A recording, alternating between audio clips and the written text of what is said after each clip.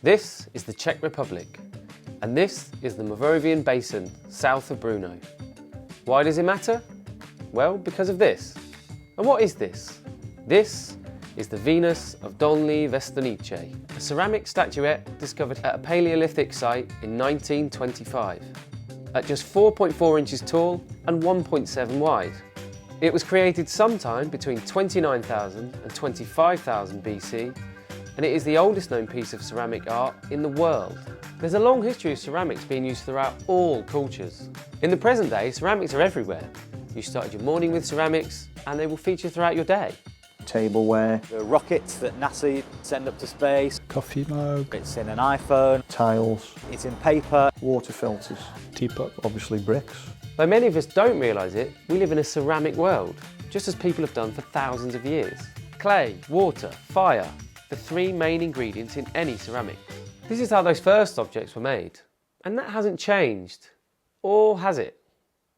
No, they are very much the primary elements of any ceramic. Obviously, the technology has changed, the innovation has changed radically over the last 100 years. 100 years ago, tiles would have been fired to a biscuit before being decorated with a glaze or any other form of decoration and then refired. We are monoporosa, whereby we do everything in one hit, fired through roller kilns. Basically what would have taken 48 hours, including the double firing back in the day, we are firing tiles from ambient up to 1130 degrees and then taking them back down to near ambient in 35-40 minutes, which is a tremendous achievement.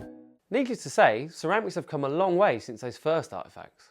But is there a way of adopting the practicality of mass production whilst retaining the charm of a handmade product? Well, recently, IKEA introduced a ceramic vase that deliberately bears the fingerprint of its maker, a suggestion that mass manufacturing doesn't always mean that you lose the human touch. Another good example of this can be found at Seven Sisters Underground Station in North London. What was once your run-of-the-mill tube station has now been transformed by ceramic artist Matthew Raw.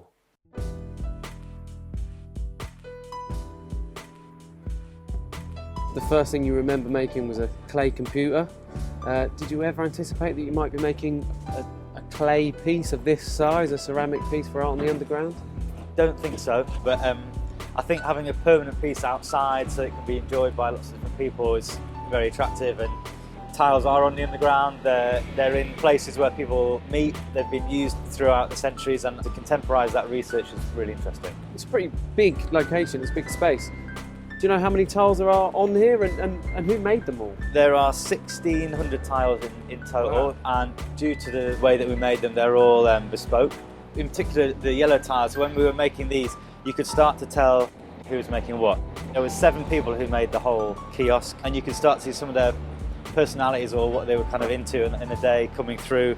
So you can tell Gerald's tiles, you can tell Matt's tiles, Adam's tiles. Okay.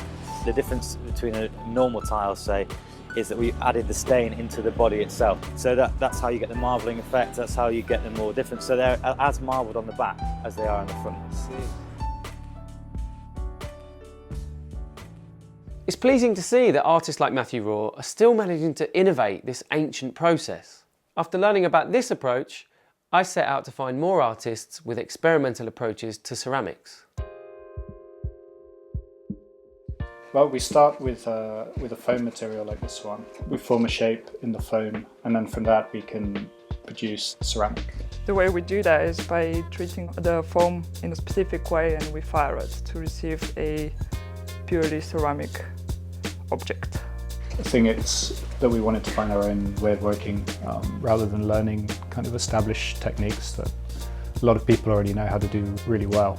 Yeah, we were very interested of trying something new. Also, we wanted the language to be different than typical ceramics, so we had to come up with the idea how to do it in a different way. First thing everyone says with ceramics is you've got to really work the clay so you don't have any bubbles. And you're just told it doesn't work if there are bubbles. And what we're working with is basically bubbles. Yeah. And it works fine. In industry, there are ceramic foams. The foam is the other aspect of it, but it's definitely only going to evolve a lot more technical materials that can be honed to do a precise thing. Of course, there's still the question of why. Why choose such an ancient material that comes out of the ground when there's so many more modern materials to choose from? You've got the best of both worlds. You've got the functionality, the durability within the material, but then you've got an infinite array of ways in which you can form and decorate the product. Practical reasons for using clay would be that it's waterproof, fireproof, it's easy to maintain, it's hard wearing, it's going to be there for as long as people want it to be there for. As well as it's really a go-to material, I think, for artists and creatives. So I think it will always be kind of a go-to material. It's very accessible too. There are a number of reasons for ceramics' continued popularity. So, with such a long and rich history, what does the future hold for ceramics? I deal with many artists, designers, architects. They can stamp their own mark and personalise certain areas. It's about legacy. There's lots of digital technologies, 3D printing ceramics. I think that will continue to develop. But at the same time, there's a bit of a reaction against the digitals. People into handmade tiles and actually making stuff themselves as a reaction to sitting in front of a computer screen all day. I think we were always very attracted by the scientific part of the ceramic. For example, when we were doing our light, we were even exploring using ceramic for heatsink, which before reading about that, I thought it's impossible. The opposite of what you would imagine a good conductive material for a radiator would be. So I think ceramic has great future in technology. The thing about ceramics is it's tried and tested. It's durable, it works. From those first art-based objects to the vessels that carry water, to the microchip inside all of the devices that we use every day, to the tiles that cover the walls, the floors around us. We've continued to innovate with ceramics, and we will continue to do so.